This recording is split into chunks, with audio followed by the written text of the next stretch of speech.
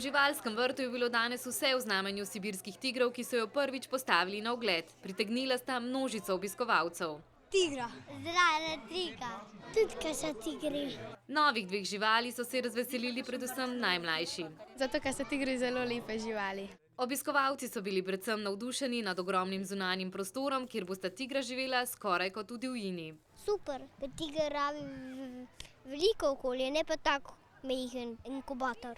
Da zgleda tako kot ta prav gost, da se bo tiger všeč, da mu bo všeč, da se bo kot doma počutil. A za zdaj se tigra še ne počutita ravno kot doma. Večino današnjega pompa sta kar prespala. Večino dneva zdaj počiva, se na vsake toliko časa malo zbudi, malo pogleda okrog, malo zarenči, pa spet nadaljuje s počitkom.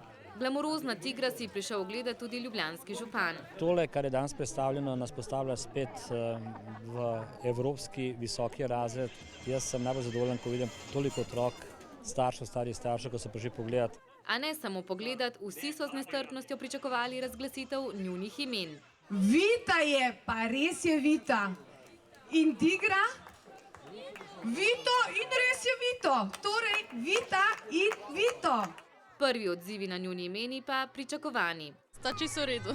Vsake so pričakovane, mislim, tako v redu. Kot so dejali obiskovalci, živalski vrt z Vito in Vitom postaja vse lepši in vse bogatejši. Zato se bodo z veseljem vračali.